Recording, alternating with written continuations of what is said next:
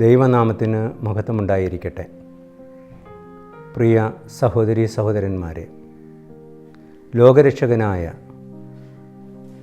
യേശുക്രിസ്തുവിൻ്റെ പീഡാസഹനത്തിൻ്റെയും കുരിശുമരണത്തിൻ്റെയും ഉയർപ്പിൻ്റെയും വലിയ രഹസ്യങ്ങൾ ആഘോഷിക്കുവാനാണ് ക്രൈസ്തവർ ഇപ്പോൾ ഒരുങ്ങുന്നത്. ഇന്ന് പെസഹ വ്യാഴാഴ്ച. പ്രത്യേകമായും കർത്താവായ യേശുക്രിസ്തു അത്യധികമായി നമ്മെ സ്നേഹിച്ചതുകൊണ്ട് അപ്പവും വീഞ്ഞും തൻ്റെ പീഡാസഹനത്തിൻ്റെയും കുരിശുമരണത്തിൻ്റെ ഉയർപ്പിൻ്റെയും നിത്യസ്മാരകമായും അവിടുത്തെ ബലിയായി പിതാവിന് സമർപ്പിക്കുന്നതിൻ്റെ കൂദാശയായും സ്ഥാപിച്ചതിൻ്റെ ദിവസമാണ്. സാമാന്തര സുവിശേഷങ്ങൾ വ്യക്തമായും ആ ദിവസത്തെ പ്രത്യേകതകൾ നമുക്ക് കാണിച്ചു തരുന്നുണ്ട്. അവിടുന്ന് എപ്രകാരമാണ് പെസഹ വിരുന്നൊരുക്കുവാൻ ശിഷ്യന്മാരെ നിയോഗിക്കുന്നത്. എന്താണ് പെസഹ? ഇസ്രായേൽ ജനം ഈജിപ്തിൽ അടിമത്തത്തിലായിരുന്നു. ആ അടിമത്തത്തിൽ നിന്ന് അവരെ മോചിക്കുവാൻ കർത്താവ് മോശയെ നിയോഗിക്കുന്നു. അവിടുന്ന് വലിയൊരു അത്ഭുതം പ്രവർത്തിച്ചുകൊണ്ടാണ് അവരെ വിമോചിക്കുന്നത്. എന്നും അവർക്ക് ആ വിമോചനത്തിൻ്റെ രക്ഷയുടെ ഓർമ്മ നൽകുവാൻ തക്കവണ്ണം പ്രത്യേകമായൊരു സംഭവമായിട്ട് അതിനെ തീർത്തു. പുളിപ്പില്ലാത്ത അപ്പം ആഹരിച്ചുകൊണ്ട് ഒരു കേടുമില്ലാത്ത കുഞ്ഞാടിനെ ബലിയർപ്പിച്ചുകൊണ്ട് അതിൻ്റെ രക്തം കട്ടിളപ്പടിയിൽ തൂകിക്കൊണ്ട് വളരെ തിടുക്കത്തിൽ പൊരിച്ച ആടും പുളിപ്പില്ലാത്ത ഭക്ഷണവും കഴിച്ച് ദൈവത്തിൻ്റെ മഹനീയ പ്രവൃത്തിയോർത്ത് പാടി സ്തുതിച്ചുകൊണ്ട് നിന്നപ്പോൾ ഈജിപ്തിൽ അവർക്ക് പ്രതിയോഗികളായി അവർക്ക് വിമോചനം നൽകാത്തവരായവരുടെ കുടുംബങ്ങളിൽ സംഹാരദൂതൻ കടന്നുപോയി അവിടെ മരണം താണ്ഡവമാടിയപ്പോൾ കുഞ്ഞാടിൻ്റെ രക്തത്താൽ വീണ്ടെടുക്കപ്പെട്ട ഇസ്രായേൽ ജനം ദൈവം നിയോഗിച്ചതനുസരിച്ച് തന്നെ ഫറവോൻ്റെ കൽപ്പന കേട്ടയുടനെ അവർ യാത്ര തിരിച്ചു ദൈവം വാഗ്ദാനം ചെയ്ത സ്ഥലത്തേക്ക്. അവിടുത്തെ പ്രമാണങ്ങൾ ഏറ്റുവാങ്ങുവാൻ ചെങ്കടൽ അവർ കടന്നു. മരുഭൂമിയിൽ അവർ ആയിരുന്നു. അവിടെ ദൈവം അവർക്ക് അത്ഭുതകരമായി മന്നയും ജലവും നൽകി അവരെ പരിപോഷിപ്പിച്ചു. ദൈവം അവരുമായിട്ട് ഉടമ്പടി ചെയ്തു. സീനായ മലയിലേക്ക് കർത്താവ് ഇറങ്ങി വന്നു. അവിടുത്തെ സ്നേഹത്തിൻ്റെതായ കൽപ്പന നൽകി ദൈവത്തെ സ്നേഹിക്കുവാനും പരസ്പരം സ്നേഹിക്കുവാനുമുള്ള ആ കൽപ്പനയുടെ ആദ്യ രൂപം 10 കൽപ്പനകൾ. ദൈവം ഇസ്രായേലിനെ മോചിപ്പിച്ച ആ ചരിത്രം ദൈവം ആദ്യ മാതാപിതാക്കളോട് വാഗ്ദാനം ചെയ്ത ആ വാഗ്ദാനത്തിൻ്റെ പൂർത്തീകരണം ആരംഭിക്കുവാൻ തുടങ്ങിയതാണ് ആ വലിയ തീർത്ഥയാത്ര, പ്രത്യാശയുടെ തീർത്ഥയാത്ര. അത് അബ്രഹാമിൽ നിന്ന് തുടങ്ങുന്നു. യാക്കോബിലൂടെ, യാക്കോബിൻ്റെ സന്തതികളിലൂടെ മോശ വഴി നയിക്കപ്പെടുകയാണ്. അവർ അന്ന് ആചരിച്ച പെസഹ വീണ്ടും എപ്രകാരം ആചരിക്കണമെന്ന് നാം നിയമപുസ്തകത്തിൽ തോറയിൽ പ്രത്യേകം കാണുന്നുണ്ട്. അവരുടെ ആ ആചരണത്തിൻ്റെ ഭാഗമായി തന്നെ കർത്താവായ യേശുവിൻ്റെ കാലത്തും പെസഹ അവർ ആചരിക്കുകയാണ്. ഈ പശ്ചാത്തലത്തിലാണ് യോഹന്നാൻ സ്നാപകൻ പരിചയപ്പെടുത്തിയ ലോകത്തിൻ്റെ പാപങ്ങൾ നീക്കുന്ന ദിവ്യ കുഞ്ഞാടായ യേശു തന്നെ പരമപിതാവിൻ്റെ തിരുവിഷ്ടമനുസരിച്ച് പാപപരിഹാര ബലിയായി കാൽവരിക്കുന്നിൽ അർപ്പിക്കുന്നതിന് തൊട്ടു മുമ്പായി അതിൻ്റെ സ്മരണ എന്നും നിലനിൽക്കുവാൻ അവിടുന്ന് ശിഷ്യരോടൊത്ത് അവസാനത്തെ ഈ ലോകത്തുള്ള പെസഹ ആചരിച്ചത്. ആ പെസഹ ഇന്നും നമ്മുടെ ദേവാലയങ്ങളിൽ ദിവ്യബലികളിലൂടെ വിശുദ്ധ കുർബാനയിലൂടെ ആവർത്തിക്കപ്പെടുകയാണ്. അനുസ്മരണവും ആവർത്തനവും അനുഭവമാണ് വിശുദ്ധ കുർബാന. ഈ വിശുദ്ധ കുർബാനയുടെ സ്ഥാപനമാണ് നാം മോണ്ടി തേഴ്സ്ഡേ എന്ന് വിളിക്കുന്ന പെസഹ വ്യാഴാഴ്ച ആചരിക്കുന്നത്. അതുകൊണ്ട് തന്നെ ആ ദിവസത്തെ പ്രാർത്ഥനകൾക്കും ദിവ്യ പൂജയ്ക്കും ആരാധനാ കർമ്മങ്ങൾക്കും വലിയ അർത്ഥമുണ്ട്. നാം എന്തായി തീരണമോ നാം ക്രിസ്തുവായി തീരണം. ആ ക്രിസ്തുവിനെ തന്നെ പൂർണ്ണമായി നൽകുന്നതാണ് വിശുദ്ധ കുർബാനയുടെ ദിവ്യരഹസ്യം. വാങ്ങി ഭക്ഷിക്കുവിൻ, ഇതെൻ്റെ ശരീരമാണ്. വാങ്ങി കുടിക്കുവിൻ, ഇതെൻ്റെ രക്തമാണ്. അവിടുന്ന് യഹൂദരോട് ഇതിനെക്കുറിച്ച് വ്യക്തമായി തന്നെ പഠിപ്പിച്ചിട്ടുണ്ട്. യോഹന്നാൻ 6 നാം കാണും 57 വാക്യത്തിൽ, എൻ്റെ ശരീരം ഭക്ഷിക്കാതെ എൻ്റെ രക്തം പാനം ചെയ്യാതെ നിത്യജീവൻ ഉണ്ടായിരിക്കുകയില്ല. അത് കർത്താവിൻ്റെ വചനം തന്നെയാണ്. അതിനൊരു മാറ്റമില്ലാത്ത വചനമാണ്. അതുകൊണ്ട് കർത്താവിനെ ഭക്ഷിക്കുകയും പാനം ചെയ്യുകയും ചെയ്യുവാൻ വളരെ വ്യക്തമായൊരു മാർഗമായി തന്നെ അവിടുന്ന് തന്നെ സമർപ്പിച്ചുകൊണ്ട് ആ അപ്പത്തിലും വീഞ്ഞിലും സന്നിഹിതനാകുന്ന ആ വലിയ ദാനത്തിൻ്റെ ദിവസമാണ് മോണ്ടി തേഴ്സ്ഡേ അല്ലെങ്കിൽ പെസഹ വ്യാഴം. ആ ദിവസം കർത്താവ് നൽകുന്ന ഒരു കൽപ്പന, എൻ്റെ ഓർമ്മയ്ക്കായി നിങ്ങളിത് ആചരിക്കുവാൻ. അതായത് അവിടുത്തെ അനുഭവിച്ച് അവിടുത്തെ ഓർമ്മയിൽ നിലനിന്നുകൊണ്ട് നമ്മൾ വേറൊരു ക്രിസ്തുവായി തീരണം. വിശുദ്ധ കുർബാന ഉൾക്കൊള്ളുന്ന ഓരോ വ്യക്തിയിലും ആ ക്രിസ്തുനാഥനെ കാണണം. ആ ഒന്നാമത്തെ കൽപ്പനയോടൊപ്പം യോഹന്നാൻ്റെ സുവിശേഷം ഈ അന്ത്യത്താഴവേളയിൽ കാണിച്ചെന്നൊരു മാതൃകയുണ്ട്. അത് പാദങ്ങൾ കഴുകുന്നതാണ്. ഗുരുവും നാഥനുമായ ഞാൻ നിങ്ങളുടെ പാദങ്ങൾ കഴുകിയെങ്കിൽ നിങ്ങൾ പാദം കഴുകണം പരസ്പരം. വേറൊന്നുകൂടി അവിടുന്ന് പറഞ്ഞു, ഞാൻ നിങ്ങൾക്ക് പുതിയ കൽപ്പന നൽകുന്നു, നിങ്ങൾ പരസ്പരം സ്നേഹിക്കുന്നു. വിശുദ്ധ കുർബാന അർപ്പണവും വിശുദ്ധ കുർബാന സ്വീകരണവും വിശുദ്ധ കുർബാനയുടെ ആചരണവും എല്ലാം ഈ സ്നേഹത്തിൻ്റെ കൽപ്പനയിലാണ്. ഞാൻ നിങ്ങളെ സ്നേഹിച്ചതുപോലെ പരസ്പരം സ്നേഹിക്കുവാൻ. മുൻപ് ദൈവത്തെ എല്ലാറ്റിനുപരിയായി സ്നേഹിക്കണം, തന്നെപ്പോലെ അയൽക്കാരനെ സ്നേഹിക്കണമെന്നാണ് നാം നിയമവർത്തന പുസ്തകത്തിൽ പഠിച്ചതെങ്കിൽ, ഈശോ ആവർത്തിച്ച് നമ്മളെ പഠിപ്പിച്ചതെങ്കിൽ, ഇപ്പോൾ കർത്താവ് നൽകുന്ന കൽപ്പനയ്ക്ക് കുറേ കൂടെ ആഴമുണ്ട്. ദൈവം സ്നേഹിക്കുന്നത് പോലെ നാം മറ്റു മനുഷ്യരെ സ്നേഹിക്കുവാനുള്ള കൽപ്പനയാണ്. അസാധ്യമാണ് മനുഷ്യന്, പക്ഷേ ദൈവത്തിന് മനുഷ്യനെ കൊണ്ടത് ചെയ്യിക്കുവാൻ സാധ്യമാണ്. അതിനുള്ള എത്രയോ ഉദാഹരണങ്ങളുണ്ട്. മാക്സിമിലിയൻ കോൾബെ എന്ന ആ പോളണ്ടുകാരനായ വിശുദ്ധ വൈദികൻ തൻ്റെ ജീവൻ ആ പാവപ്പെട്ട തടവുകാരനായിട്ട് നൽകുന്നു. ജസർനിക്കിന്, ഞാനൊരു പുരോഹിതനാണ്. വിശുദ്ധ കുർബാനയുടെ ജീവിതമായി തീരുകയാണ് തൻ്റെ ജീവിതം അർപ്പിക്കുന്ന വ്യക്തി. സ്നേഹിതർക്ക് വേണ്ടി ജീവൻ ബലികഴിക്കുന്നതിനേക്കാൾ വലിയ സ്നേഹമില്ലെന്ന് കാണിക്കുമ്പോൾ വിശുദ്ധ കുർബാന ദൈവത്തിൻ്റെ സ്നേഹമാണ്. ആ വിശുദ്ധ കുർബാനയിലൂടെ നാം തിരികെ നൽകേണ്ടത് മറ്റുള്ളവർക്ക് ദൈവത്തിന്. ഞാൻ നിങ്ങളെ സ്നേഹിച്ചതുപോലെ പരസ്പരം സ്നേഹിക്കുവിൻ. അതാണ് പെസഹ വ്യാഴാഴ്ചയുടെ കൂടുതലായിട്ടുള്ള അർത്ഥം. വീണ്ടും അവിടുന്ന് കൽപ്പിക്കുകയാണ്, ഇത് എൻ്റെ ഓർമ്മയ്ക്കായി ചെയ്യുവിൻ എന്ന് പറഞ്ഞുകൊണ്ട് അപ്പോസ്തലന്മാരെ ഫലമേൽപ്പിക്കുക. അവർക്ക് വേണ്ടി പ്രാർത്ഥിക്കുന്നു, അവരെല്ലാം ഒന്നാകാൻ, അവരെ കാത്തുകൊള്ളണമേ എന്ന് ഒരു അഭിഷേക പ്രാർത്ഥനയാണ്. അവരെ തൻ്റെ പ്രതിപുരുഷന്മാരായി നിയമിക്കുന്നു. പൗരോഹിത്യം വിശുദ്ധ കുർബാനയാകുന്ന ബലിയോട് ചേർന്നതാണ്. ബലിയുള്ളിടത്തെ പൗരോഹിത്യമുള്ളൂ. വിശുദ്ധ കുർബാനയുമായിട്ട് അത്രയേറെ ബന്ധപ്പെട്ടതാണ് പൗരോഹിത്യം. അവിടെ സ്നേഹത്തിൻ്റെ കൽപ്പനയ്ക്കും അത്രയേറെ സാംഗത്യമുണ്ട്.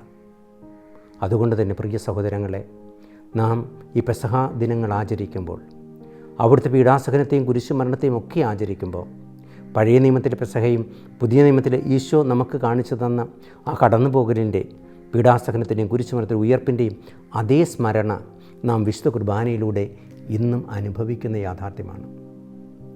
ഓരോ ഞായറാഴ്ചകളിലും നാം വിശുദ്ധ കുർബാനയ്ക്കായി ഒരു സമൂഹമായി ഇടവക പള്ളിയിൽ നമ്മൾ ഒരുമിച്ച് കൂടുമ്പോൾ ഈ വിശുദ്ധ കുർബാനയുടെ അനുഭവത്തിലേക്ക് വരാനാണ്. കാരണം ലോകത്തിൻ്റെ പാപങ്ങൾ നീക്കുവാൻ അവിടുന്ന് തന്നെ അർപ്പിച്ചു. നാമും മറ്റുള്ളവരുടെ പാപങ്ങൾ കൂടെ വഹിച്ചുകൊണ്ട് അവർക്ക് വേണ്ടി കൂടെ പരിഹാരം ചെയ്തുകൊണ്ട് ദൈവകരുണയിലേക്ക് വിളിക്കുകയാണ്. ഈ തിരുനാളിൻ്റെ പ്രത്യേകതയുണ്ട്. കർത്താവ് നമ്മളെ നമ്മുടെ പാപങ്ങളെക്കാൾ അധികമായി സ്നേഹിക്കുന്നു എന്നുള്ളതാണ്. ആ പാപങ്ങൾ ക്ഷമിക്കുവാൻ വേണ്ടിയാണ് അവിടുന്ന് കുരിശിൽ മരിച്ചത്. അതിൻ്റെ ഓർമ്മയാണല്ലോ മുൻകൂട്ടി അവിടുന്ന് പെസഹ വ്യാഴ്ച ആചരിച്ചത്. ആ സ്നേഹം, ആ കാരുണ്യം, അത് നമ്മളെ കൂടുതൽ ശക്തിപ്പെടുത്തുകയാണ്. എത്ര പാപിയായാലും കർത്താവ് കാത്തിരിക്കുകയാണ് കരുണയുടെ ഈ നിമിഷങ്ങളിൽ തിരികെ വരുവാൻ. പ്രത്യാശയുടെ സന്ദേശം അത്. ദൈവം നമ്മളെക്കൊണ്ട് മടുത്തിട്ടില്ല. ഇസ്രായേൽ ജനം കൂടെ കൂടെ ദൈവത്തിനെതിരെ പെറുപെറുക്കുകയും മരുഭൂമിയിൽ വെച്ച് തന്നെ തെറ്റ് ചെയ്യുകയും അതിന് ശിക്ഷ അനുഭവിക്കുകയും ദൈവത്തിലേക്ക് തിരികെ വരികയും ചെയ്തു. അതിനുശേഷവും ബാബിലോണിയൻ പ്രവാസവും അസീറിയൻ പ്രവാസവും ഒക്കെ അവരനുഭവിച്ചു. പക്ഷേ ദൈവത്തോടുള്ള ഉടമ്പടിയുടെ വിശ്വസ്തയിലേക്ക് ദൈവം വിളിച്ചു. കർത്താവ് ജെറമ്യായോട് പറഞ്ഞു, ഞാനൊരു പുതിയ ഉടമ്പടി അവർക്ക് നൽകും. ഹൃദയത്തിലിരുന്ന ഉടമ്പടി നൽകിയ ദിവസമാണ് പെസഹ വ്യാഴം. കർത്താവ് ആ പുതിയ ഉടമ്പടി അവർക്ക് നൽകുകയായിരുന്നു. ആ ഉടമ്പടിയുടെ രക്തം എന്ന് പറയുന്നതുകൊണ്ട് പാദങ്ങൾ കഴുകുന്ന ഗുരുവും നാഥനുമായ അവിടുത്തെ ആ സ്നേഹത്തിൻ്റെ മുമ്പിൽ നാം നമ്രസ്ഥരായി നിൽക്കുമ്പോൾ ദൈവം നമ്മുടെ മുന്നിലേക്ക് വന്ന് നമ്മുടെ പാപങ്ങൾ കഴുകുന്നു എന്നത് എത്രയോ വരും. അപ്പോൾ പത്രോസിനെ പോലെ നമുക്ക് പറയേണ്ടി വരും, കർത്താവേ, ഞാൻ യോഗ്യനല്ല. വിശുദ്ധനോട് ഞാൻ നിന്നെ കഴുകണം എന്ന് പറയുമ്പോൾ കർത്താവിന് വലിയ എളിമയോടുകൂടെ സമ്മതിച്ചു കൊടുക്കുവാൻ, കർത്താവിൻ്റെ ഹിതത്തിന് നമ്മൾ വിട്ടുകൊടുക്കാൻ സാധിക്കണം. വിശുദ്ധ കുർബാനയ്ക്ക് വേറെ വലിയ അർത്ഥമുണ്ട്. അത് കുടുംബവുമായിട്ട് ബന്ധപ്പെട്ടതാണ്. നാം നമ്മുടെ വീടുകളിൽ ഒരുമിച്ചിരുന്ന് ഭക്ഷണം കഴിക്കുമ്പോൾ, നമ്മുടെ മക്കൾക്ക് ദൈവം ചെയ്തു തന്ന വലിയ കാര്യങ്ങൾ പറഞ്ഞു കൊടുക്കുമ്പോൾ ഈ അനുഭവത്തിലേക്ക് അവരെ കൊണ്ടുവരാൻ സാധിക്കണം. നമ്മുടെ കുടുംബത്തിലെ പ്രാർത്ഥനയും ഒരുമിച്ചുള്ള ആഹാരവുമൊക്കെ കർത്താവാകുന്ന വിശുദ്ധ കുർബാനയിലേക്കത് നയിക്കണം. അതിന് എപ്രകാരമാണ് സാധിക്കുക? ജ്ഞാനസ്നാനം സ്വീകരിച്ച 2 പേർ, ഒരു സ്ത്രീയും ഒരു പുരുഷനും, ജീവിതകാലം മുഴുവനും പരസ്പരം സമർപ്പിച്ചുകൊണ്ട് ദൈവഹിതത്തിനനുസരിച്ച് ഭാര്യയും ഭർത്താവുമായി തീരുമ്പോൾ അതിനെ കൂദാശ എന്നാണ് വിളിക്കുന്നത്. കാരണം എന്താ?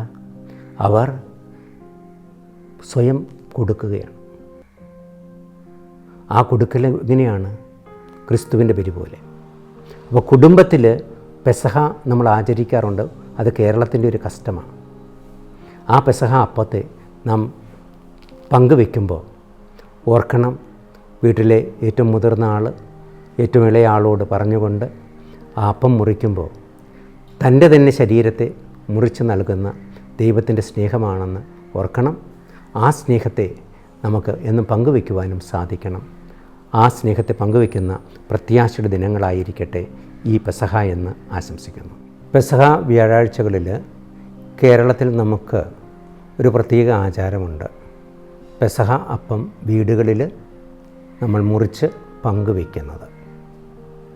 ഈ പങ്കുവയ്ക്കലിന് വിശുദ്ധ കുർബാനയുമായിട്ട് ഒരു ബന്ധമുണ്ട്. പെസഹ വ്യാഴാഴ്ച കർത്താവ് ചെയ്ത ആ പങ്കുവയ്ക്കലിനെ അത് ഓർമ്മിപ്പിക്കുന്നു. കുടുംബത്തിലുണ്ടായിരിക്കേണ്ടുന്ന പങ്കുവയ്ക്കലിനെയാണ് അത് നമ്മളെ ഓർമ്മിപ്പിക്കുന്നത്. ഭാര്യയും ഭർത്താവും ക്രിസ്തുവിൻ്റെ ശരീരമായി തീരുകയാണ് പ്രത്യേക വിധത്തിൽ വിവാഹമെന്ന കൂദാശയിലൂടെ.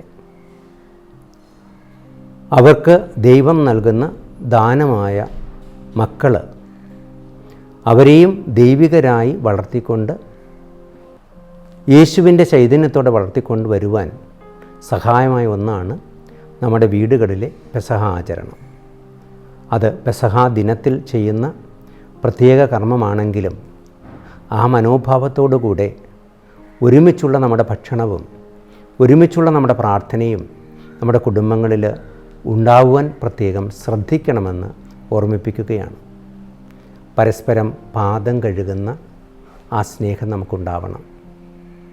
നമ്മുടെ കുടുംബങ്ങളിൽ പരസ്പരം ക്ഷമിക്കാൻ നമ്മൾ തുടങ്ങുമ്പോൾ ഈ പാദം കഴുകലാണ്. ഏറെ പ്രത്യേകിച്ചും ഇന്നത്തെ കാലത്ത് നമ്മുടെ മക്കളൊക്കെ നമ്മളെ കൈവിട്ടു പോകുന്നു എന്നൊരു ചിന്ത വരുമ്പോൾ, ചിലപ്പോഴൊക്കെ മക്കൾ ലഹരിയുടെയോ മയക്കുമരുന്നിൻ്റെയോ ഒക്കെ അടിമയായി തീരുമോ എന്നുള്ള ഭയമുള്ളപ്പോൾ, വേറെ അവസരങ്ങളിൽ തെറ്റവരുടെ തിരുത്തുമ്പോൾ അവർ ആത്മഹത്യ ചെയ്യുമെന്നുള്ള ഭയമുള്ളപ്പോൾ, വിശുദ്ധ കുർബാനയിലൂടെ കർത്താവ് നമുക്ക് കാണിച്ചു തരുന്ന സ്നേഹത്തിലേക്ക് കടന്നു വരുവാനുള്ളൊരു വിളിയാണിത് എന്നോർക്കുക. ഈ വർഷത്തെ പെസഹ ആചരണം നമ്മുടെ ഹൃദയങ്ങളെ ഒരുമിപ്പിക്കുവാൻ സാധിക്കണം. കുടുംബങ്ങളിൽ പരസ്പരം മനസ്സിലാക്കുവാൻ, ഒരുമിച്ച് പ്രാർത്ഥിക്കുകയും ഒരുമിച്ച് ഭക്ഷണം കഴിക്കുകയും ചെയ്യുന്ന കുടുംബങ്ങൾ അവ നിലനിൽക്കും. വിശുദ്ധ കുർബാന ആചരണത്തിൽ നിലനിൽക്കുന്ന സഭ എന്നും കർത്താവിനോടൊപ്പമായിരിക്കുകയും നിലനിൽക്കുകയും ചെയ്യും. കാരണം വിശുദ്ധ കുർബാനയില്ലാതെ ക്രിസ്ത്യാനിക്ക് ജീവിതമില്ല, ജീവനുമില്ല. അവിടുത്തെ ഭക്ഷിക്കാതെ നമുക്ക് നിത്യജീവനില്ലല്ലോ.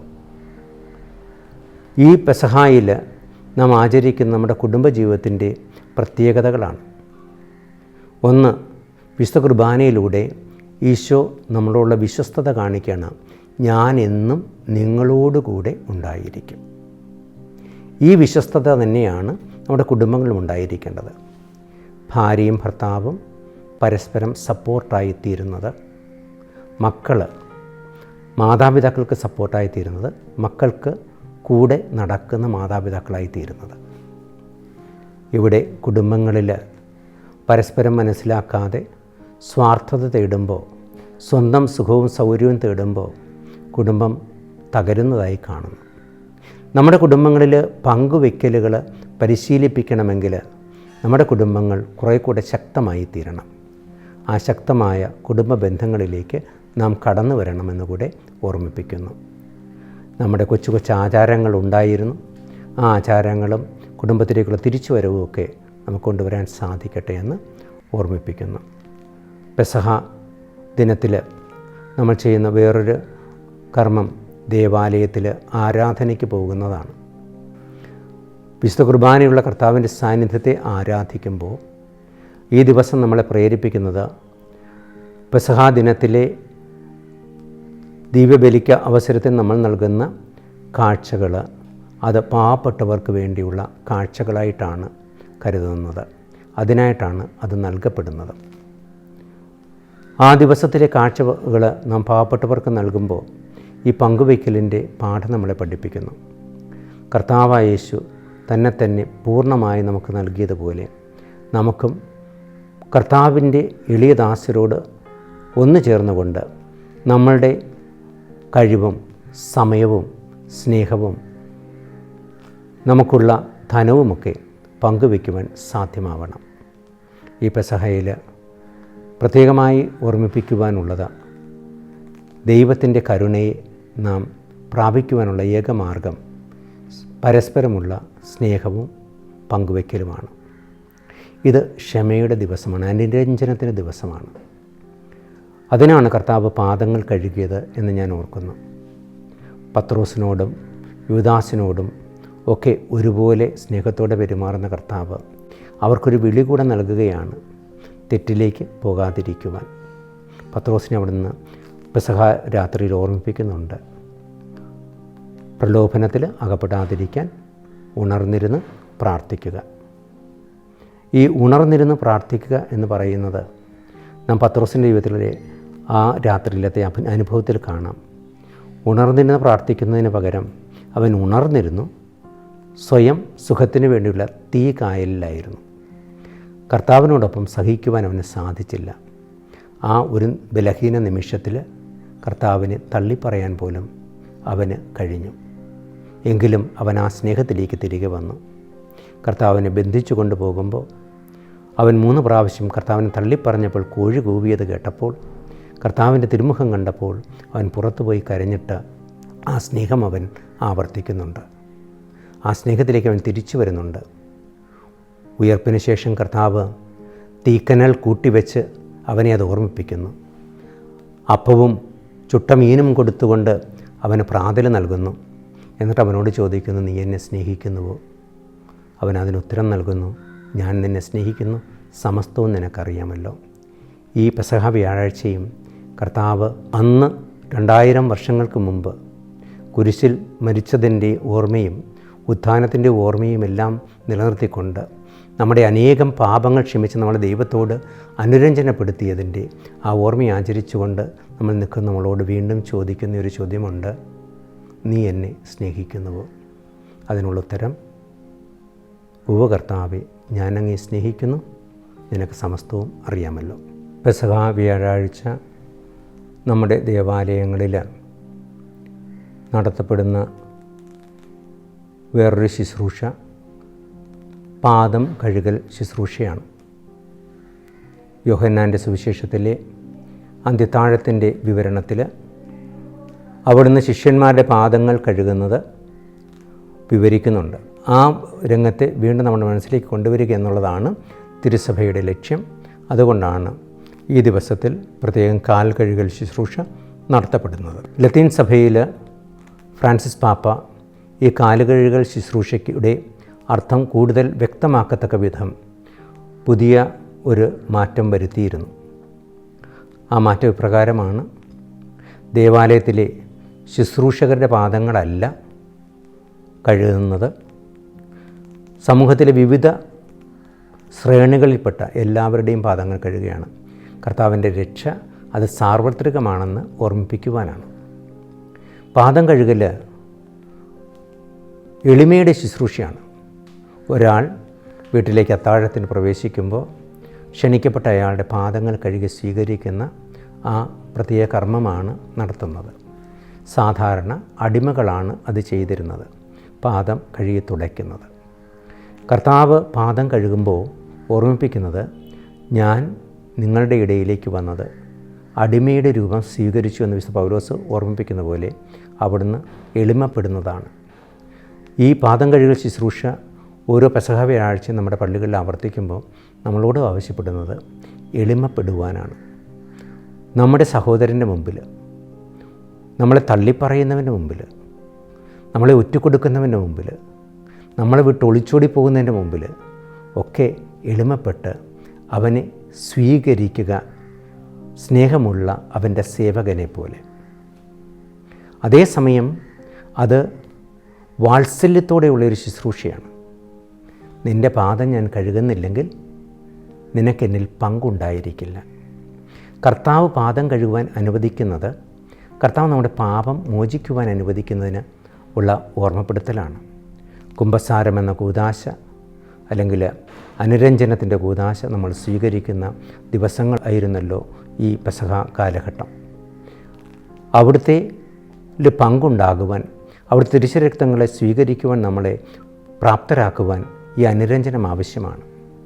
അതുകൊണ്ട് ദൈവത്തോടും മനുഷ്യരോടുമുള്ള അനുരഞ്ജനം. കർത്താവ് കുരിശിൽ മരിച്ചത് എളിമപ്പെട്ടുകൊണ്ടാണ്. അവിടുന്ന് നമ്മുടെ പാപങ്ങൾ കഴുകിക്കളഞ്ഞു. ആ കഴുകിക്കളയലിനെയാണ് പാദം കഴുകൽ ശുശ്രൂഷ നമ്മളെ ഓർമ്മിപ്പിക്കുക.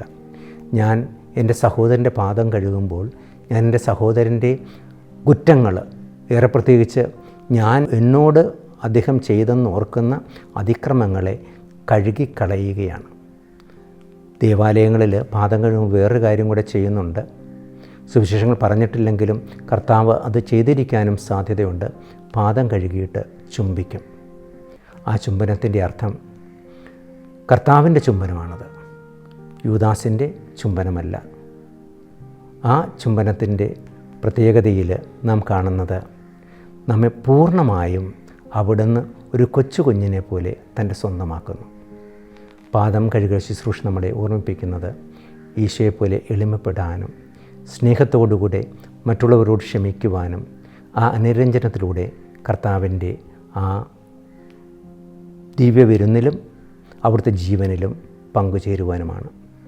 ഈ പെസഹ ക്രിസ്തുവിൻ്റെ ജീവനിൽ പങ്കുചേരുന്ന പ്രത്യാശയുടെ ദിവസങ്ങളായിരിക്കട്ടെ എന്ന് ആശംസിക്കുന്നു. വേർഡ് ടു വേൾഡ് ടെലിവിഷൻ്റെ എല്ലാ പ്രേക്ഷകർക്കും ഈ പെസഹ ദിനത്തിൻ്റെ എല്ലാ അനുഗ്രഹങ്ങളും ആശംസകളും നേരുന്നു.